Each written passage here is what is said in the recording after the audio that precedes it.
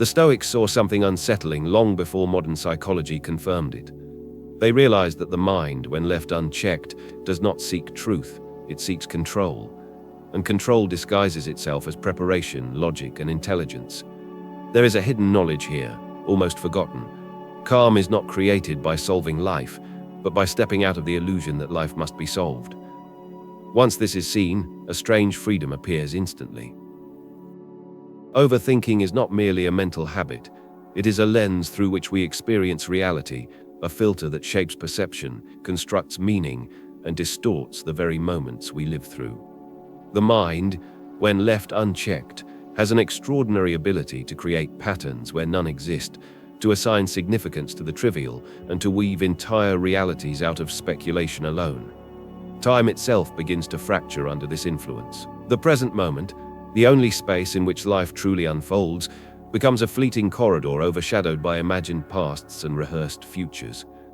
Each moment is dissected, analyzed, and projected outward until it no longer feels immediate, until it carries the weight of imagined obligations, warnings, and potential regrets. The Stoics observed this with remarkable clarity. The mind does not stumble randomly into disturbance.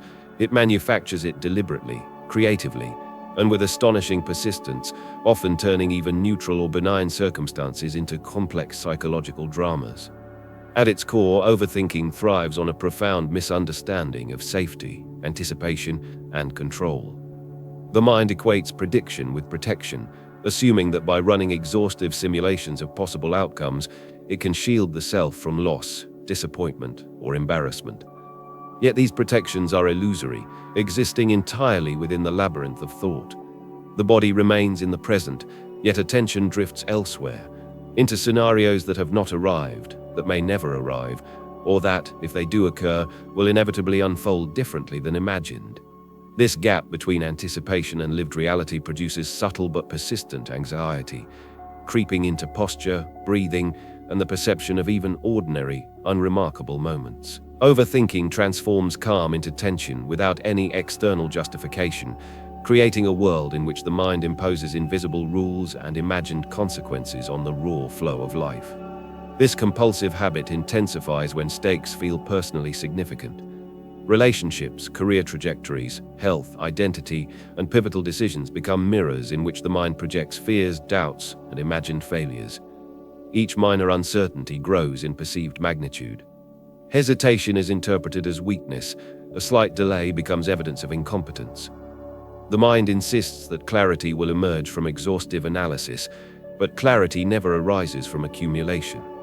It appears only when thought rests, aligns with the present, and relinquishes the illusion of total control. The more effort is poured into thinking, the heavier the sense of responsibility becomes, and the more urgent the tension feels, making calm seem further away, almost impossible to attain. Overthinking also distorts causality. The mind interprets coincidence as design, chance as intention, and imperfection as moral or personal failure. The Stoics observed that this misreading of life multiplies suffering far beyond the events themselves. A passing slight, a forgotten word, or an ambiguous gesture can be transformed into an epic narrative of judgment, inadequacy, and danger. Each mental interpretation layers upon the previous one, until the mind is less a reflection of reality and more a theater of imagined catastrophes. The body responds in kind, muscles tighten, breathing becomes shallow, and attention narrows. Even in safe and stable circumstances, the nervous system remains in heightened alert, trapped by the mind's creation of threats entirely independent of reality. Time itself warps under overthinking. The past is replayed endlessly, edited and imagined with variations that never occurred. Motives are questioned, decisions reinterpreted, and consequences exaggerated. The future is rehearsed obsessively, envisioned as a labyrinth of pitfalls, mistakes, and dangers that must be avoided at all costs.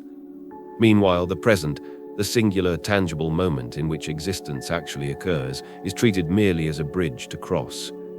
This creates subtle exhaustion, a fatigue not of the body but of the soul. Vitality leaks away through misapplied attention, and the richness of life, which is always present in direct experience, becomes opaque, replaced by a relentless commentary of thought that simulates urgency and meaning where none exists. The mind's attachment to imagined security is not irrational. it is profoundly human. Survival historically required anticipation, prediction, and planning. But in the modern context, this same instinct persists in the absence of immediate threat, generating unnecessary vigilance and tension. What was once protective has become maladaptive. The mental simulations that evolved to preserve life now imprison it. Anxiety, restlessness, and a subtle sense of inadequacy are the hidden costs of over-applied foresight. Overthinking masquerades as responsibility, maturity, and intelligence, yet its essence is a refusal to trust the unfolding of reality, a compulsion to assert control over what is inherently uncontrollable.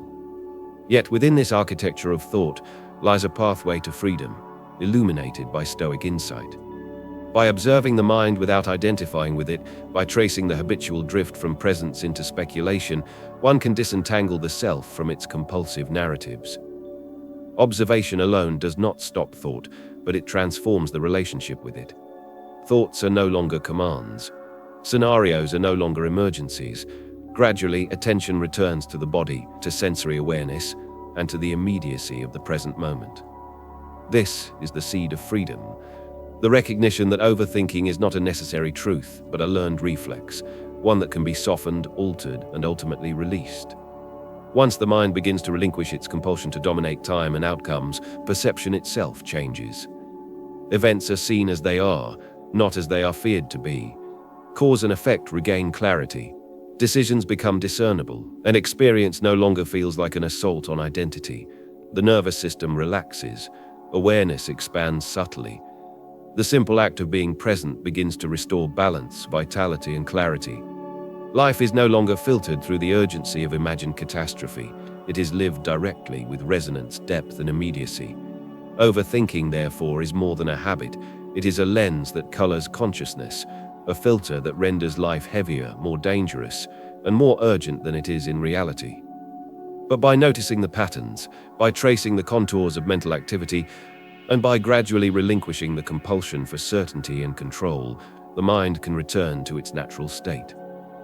Peace is not produced by more thought. It is revealed when the mind ceases its endless argument with reality. Clarity, calm, and steadiness are always present, waiting beneath the clutter of speculation. Once this is glimpsed, it becomes possible to inhabit life with the presence, depth, and serenity that overthinking had obscured, but could never destroy. There is a profound dissonance in the way the mind experiences reality. On one hand, it demands control, certainty, and clarity. On the other, life unfolds in ways that are inherently unpredictable, resistant to anticipation, and indifferent to human intention.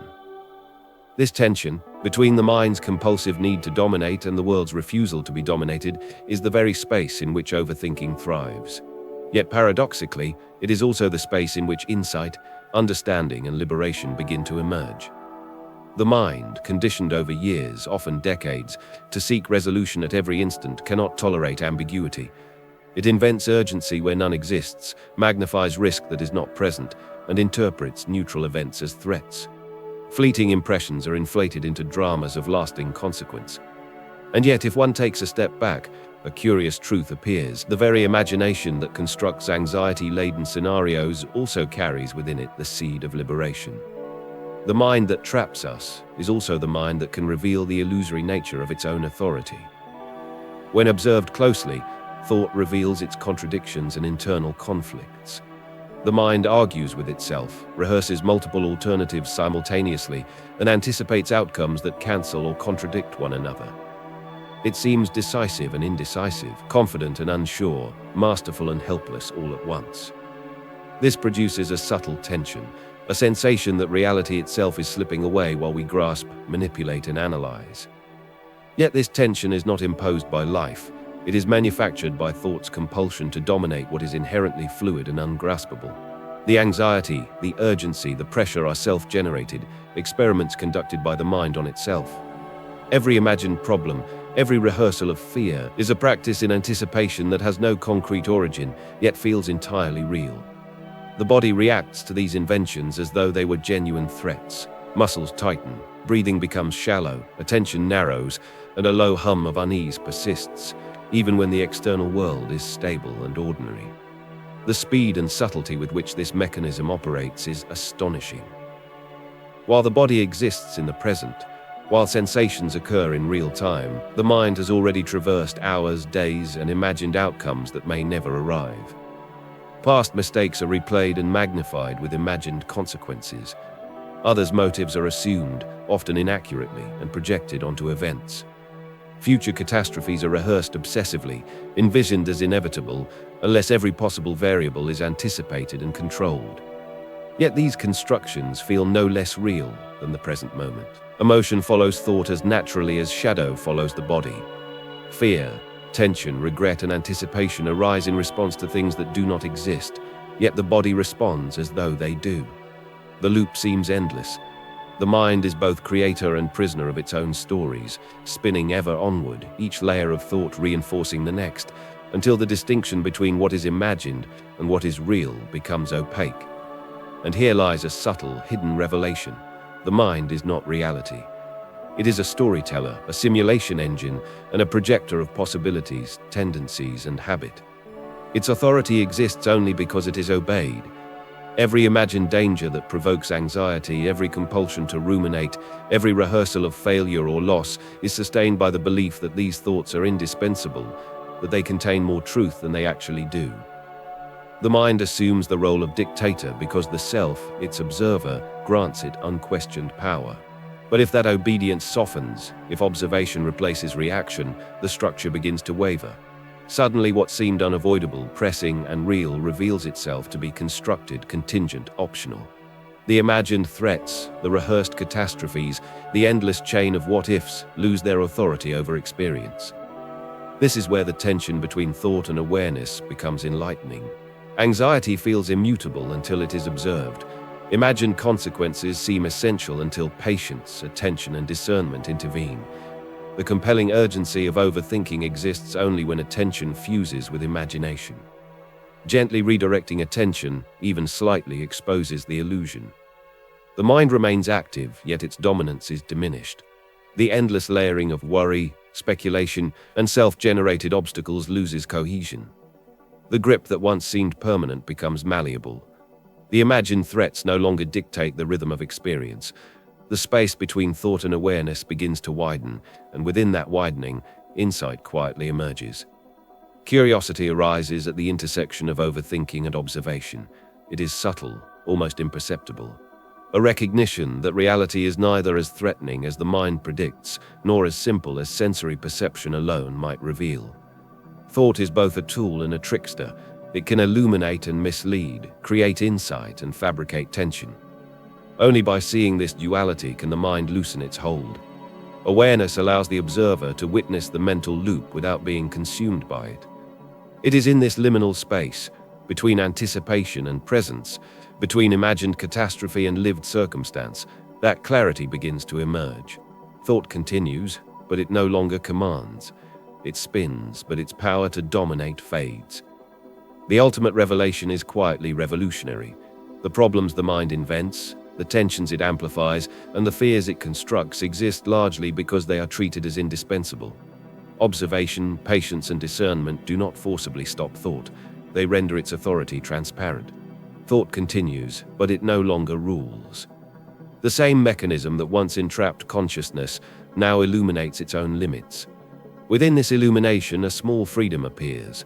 The understanding that the mind can imagine, anticipate, and even rehearse scenarios without allowing them to disturb the self. That the present, with all its unpredictability, is fully sufficient. That calm is not imposed but recognized, waiting quietly beneath the spin of thought.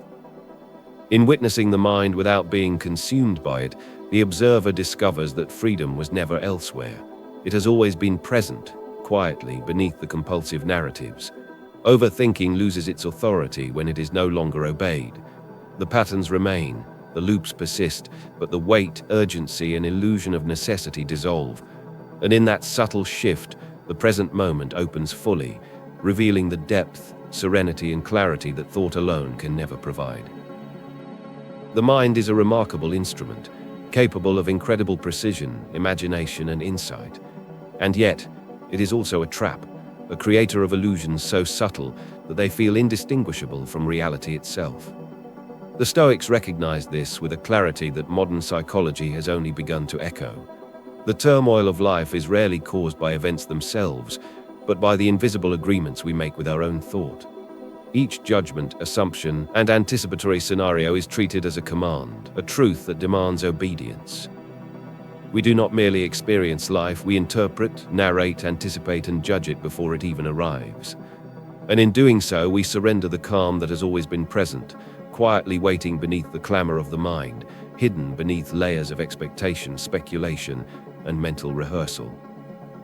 Here lies the central insight, the hidden fulcrum on which overthinking pivots. Calm does not emerge from silencing thought, controlling outcomes, or correcting the past and future.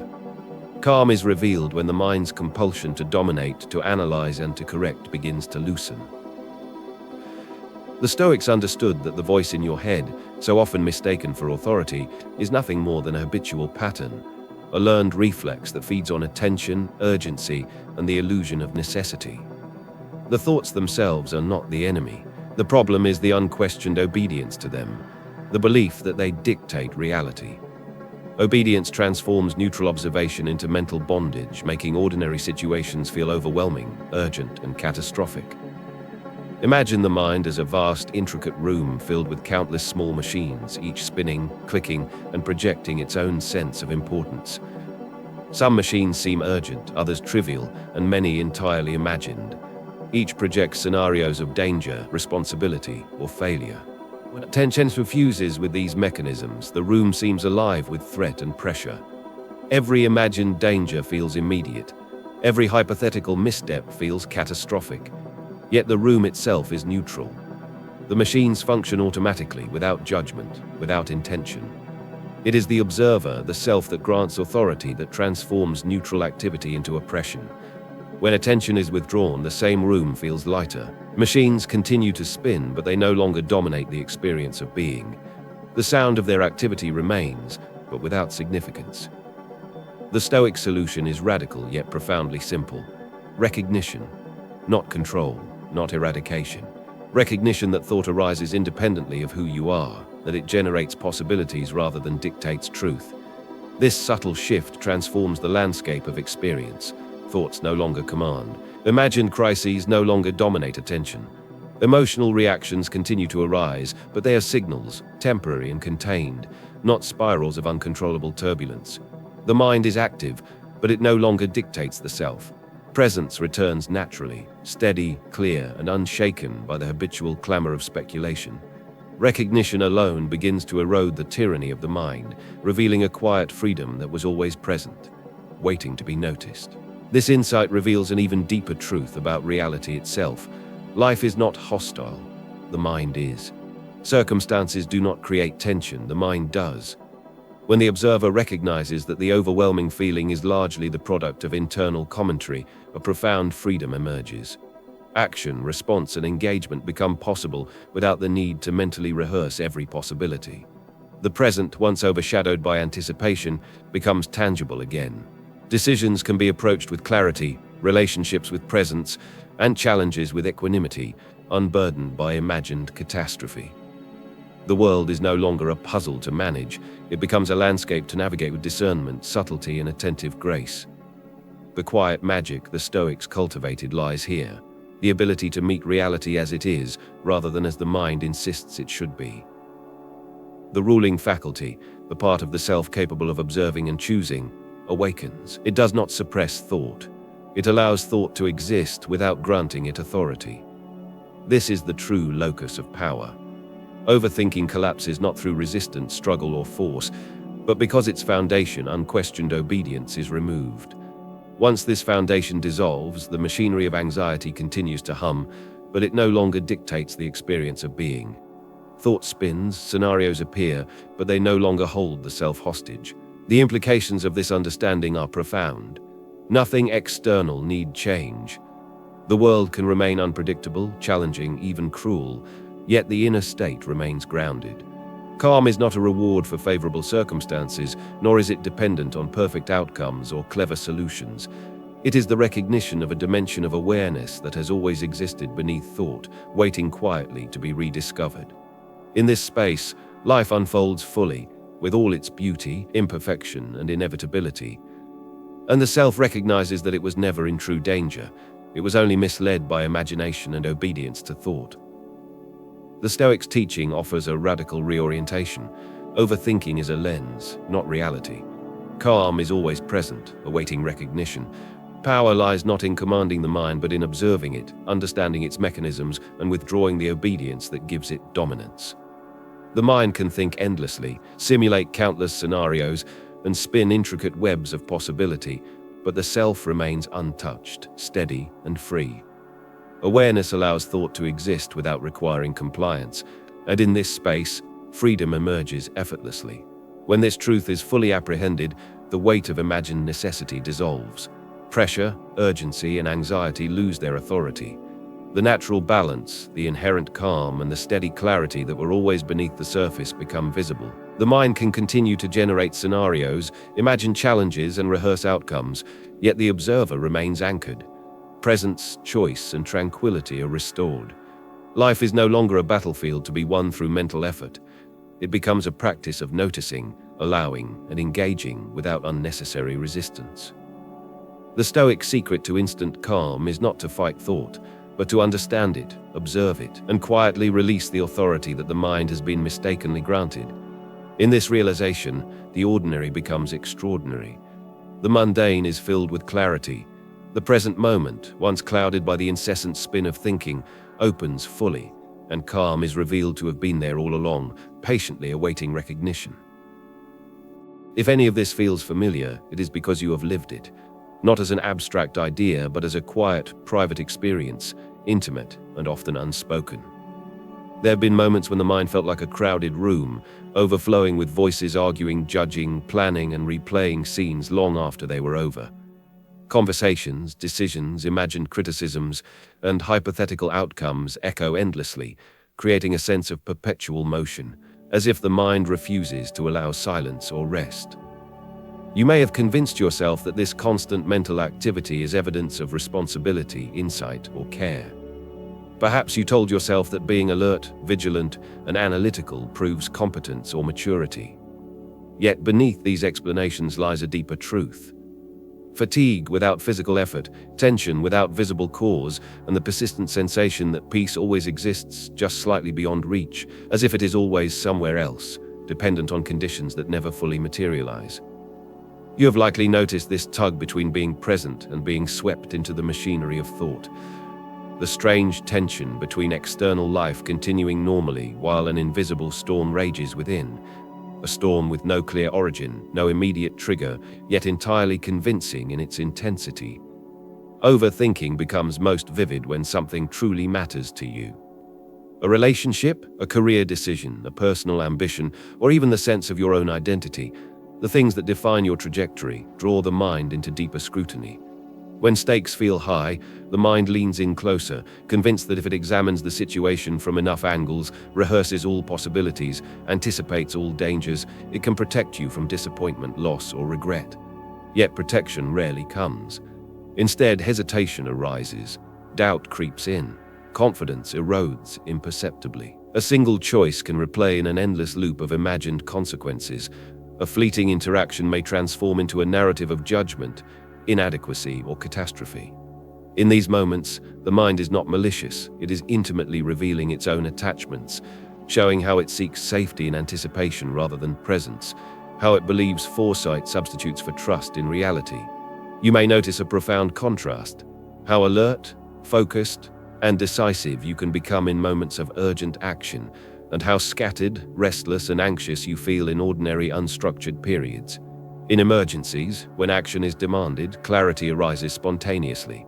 The body aligns with purpose. Thought sharpens rather than fragments. You move decisively, with attention concentrated and fear subdued. Yet in ordinary moments, when there is no external urgency, the mind rushes to invent tension. It generates hypothetical threats, imagined judgments, and endless what-ifs. The Stoics observed this with keen insight. The mind does not struggle with difficulty itself, but with ambiguity, the undefined, the uncertain, the space in which habitual mental authority cannot assert control. It is the emptiness of a calm moment, not a crisis, that most often triggers overthinking, because it exposes the mind's dependence on certainty and projection. Yet even amidst this storm, there have been moments when overthinking simply disappears.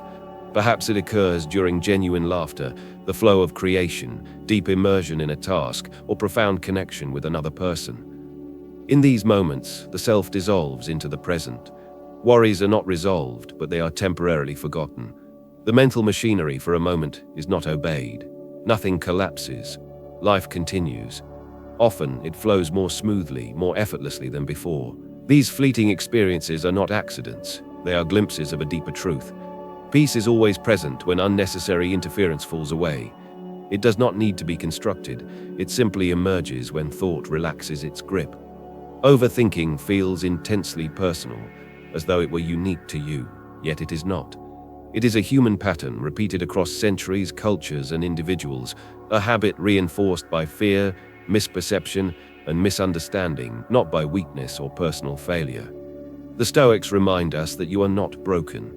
These patterns do not define the self, nor do they dictate your experience unless you grant them authority. The voice of thought, however persuasive, is not the ultimate arbiter. When this realization settles, a quiet relief arises, not dramatic, not overtly transformative, but deeply grounding. It is the sense that something you have been carrying, anticipatory tension, imagined responsibility, the compulsion to foresee and control, was never yours to carry. It was optional, not essential. The weight lifts not all at once, but enough to remind the soul of its inherent steadiness. In recognizing this, you are not failing at calm. You are remembering it. You are witnessing a fundamental truth of existence, that within you exists a natural steadiness, a quiet presence that requires no effort to maintain, a dimension of self untouched by circumstance, opinion, or imagined catastrophe. Awareness remains intact, resilient, and capable of reclaiming its authority even as thought multiplies and the mind churns endlessly. This recognition is itself a return to balance, a subtle, almost imperceptible shift that nonetheless reshapes the experience of life. It allows choice to emerge where before there was only reactive motion, and perception to settle where before it was scattered. This is the human connection the Stoics illuminate. You are not alone in overthinking, and you are not powerless. Your mind may spin, your thoughts may proliferate, and your inner narrative may appear infinite, yet beneath it all, awareness remains. It is steady, silent, and capable of reclaiming its authority. It is within this reclamation that the mystical dimension of calm arises, not as a theoretical concept, but as a living, intimate experience waiting quietly to be recognized. The familiarity of these teachings, the sensation of recognition, is precisely why the Stoics' guidance resonates so deeply. It reflects not an abstract prescription, but the lived experience of human consciousness, the delicate oscillation between mind and awareness, tension and release, presence and distraction. The Stoic invitation is not to withdraw from life, to escape responsibilities, or to retreat into a fantasy of safety. It is, instead, to meet life fully, from a steadier, more grounded inner place. Awakening is not a sudden bolt of insight, a dramatic epiphany, or a moment of emotional upheaval. It unfolds quietly, almost imperceptibly, through repeated choices, subtle awareness, and incremental shifts in how attention is directed. It begins not when the mind is calm, but precisely when it is restless, when tension rises, when the usual currents of thought pull insistently towards certainty, judgment, or imagined catastrophe. These are the moments when the habit of overthinking becomes undeniable, when the mind reveals its patterns most clearly, and paradoxically, when the first glimpse of freedom appears. It is in the midst of mental turbulence that the opportunity for transformation is greatest, because the mind is at its own peak of activity, at the height of its insistence, yet also most available to observation. The next time you notice mental tension, pay attention without the need to act. Observe it fully. Notice the impulse to analyze, to intervene, to correct, or to control. That impulse itself is a signpost. It shows where thought has assumed authority over the self, where automatic obedience has replaced deliberate choice. Instead of following the impulse, allow the situation to exist as it is for a fraction longer than feels comfortable. Do not resist the moment. Do not argue with it. Do not try to fix it. Simply inhabit it fully. This is not avoidance. It is not denial. It is restraint, discipline, and discernment combined. It is a deliberate refusal to escalate inner movement, to feed the machinery of imagined crises, to grant energy to the illusions of urgency and catastrophe. In these small intentional acts, the mind begins to recognize its habitual patterns, and the first cracks appear in the illusion that thought must always dominate experience. The Stoics trained themselves to ask a single clarifying question: is this within my control? This question is not a mantra, not a mechanical incantation, and not a judgment. It is a compass for attention. When something is within your control, act upon it fully, decisively, and in alignment with your values. Engage directly, and then release the outcome. Do not linger, second-guess, or continue mental supervision beyond what is necessary. When something is not within your control, relinquish it entirely. The mind's attempt to manage the uncontrollable only strengthens tension, reinforcing the illusion that every outcome depends on constant vigilance. Understanding this subtle distinction between what belongs to you and what does not marks the beginning of profound liberation. Over time, this practice reshapes the inner landscape in ways that are both gentle and transformative. Attention begins to settle naturally, no longer scattered across imagined threats or rehearsed catastrophes. Silence becomes functional, restorative, and even instructive, rather than threatening or empty. Thought itself does not cease, but it loses its authority over the self. Reflection, planning, and assessment find their natural boundaries. They have a beginning, a process, and an endpoint. When these limits are respected, thinking serves life rather than obstructing it. Insight arises not through force or compulsion, but organically, as the mind relaxes and awareness expands.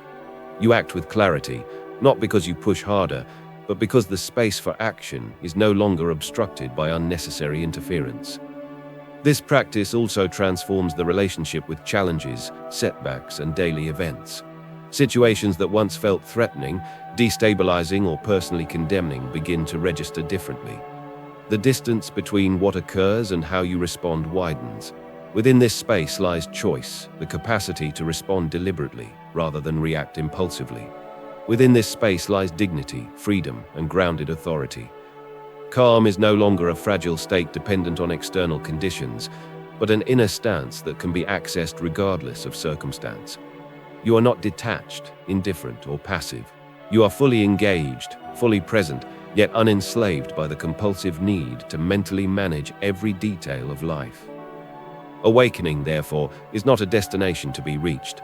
It is a continuous process of return, a return to what exists before thought, to what is yours to act upon, to the steady, quiet authority that underlies mental noise. Each observation, each pause before compulsion, each conscious choice to release imagined urgency loosens the grip of overthinking. This is subtle work, almost invisible in its immediacy, but cumulative in effect. You do not conquer the mind by force. You simply remember that the mind was never the ultimate ruler, and that your awareness is independent of its insistence. With repeated practice, the internal atmosphere shifts profoundly. Silence stops feeling empty.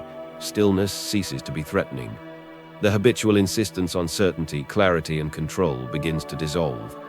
Awareness deepens, presence expands, and ordinary moments take on a new texture of immediacy and richness. You become capable of engaging with life fully, responding rather than reacting, noticing without needing to intervene, moving with intention rather than compulsion. This expanded presence is not dramatic. It is subtle, persistent, and quietly transformative. In this practice lies the ultimate revelation, the recognition that calm, freedom, and clarity were never absent. They were merely overshadowed by the habitual authority of thought.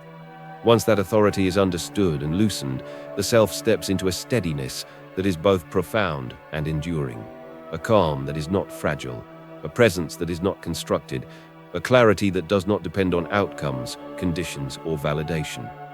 Life is met fully with awareness intact, and the mind, once restless and insistent, becomes a tool rather than a tyrant.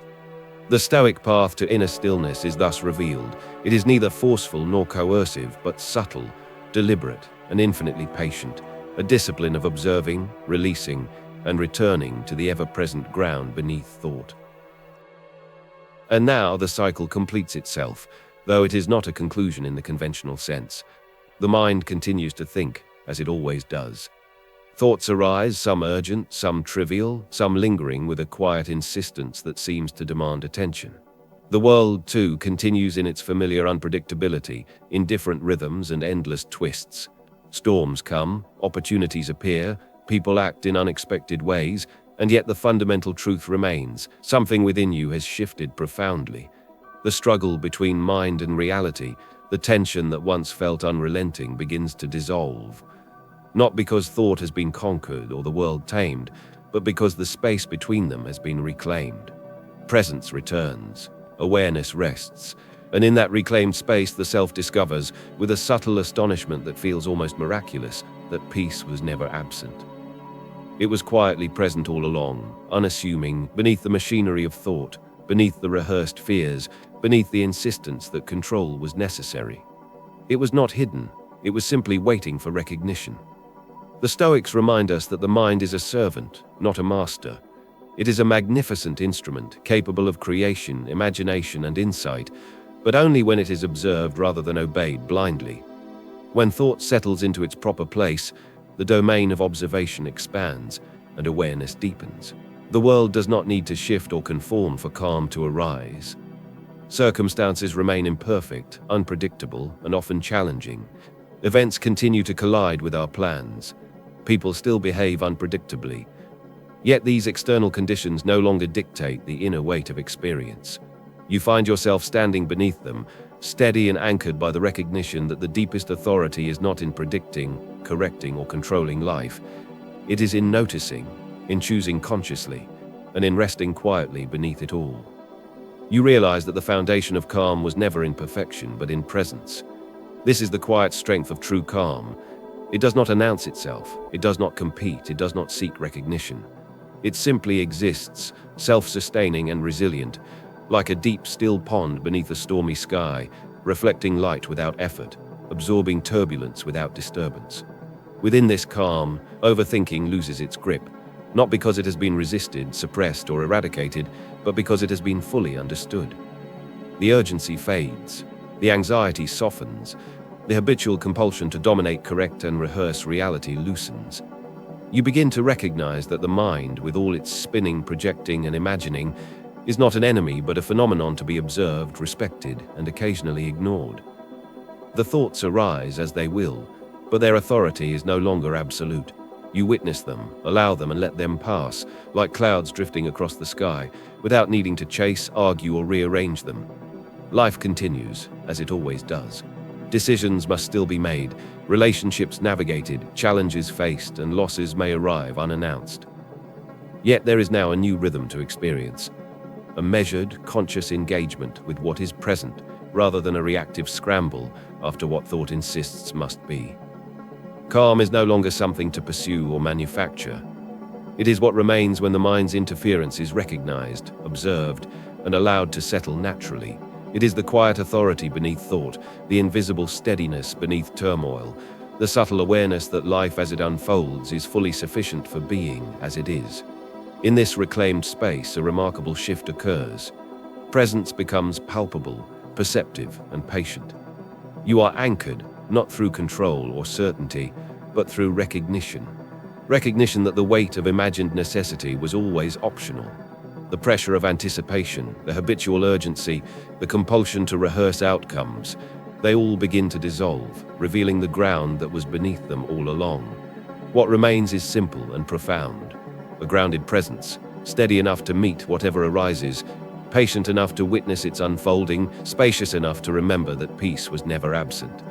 It was always here, patiently waiting for attention, quietly reflecting the constancy that thought once obscured. Here, in this space, the ancient teaching meets lived experience. Calm is not bestowed by circumstance or earned through effort. It is remembered. Freedom is not achieved as a distant goal. It is recognized in the subtle, intimate observation of thought and being. The self, at last, rests beneath both thought and circumstance, aware that the invisible authority of overthinking has always been optional. And as this awareness deepens, life itself transforms. Ordinary moments carry the weight of fullness. Small challenges arrive without unnecessary alarm, and even the mind's endless chatter no longer threatens to disturb the profound steadiness that has always been present, quietly, silently, patiently, waiting for your attention.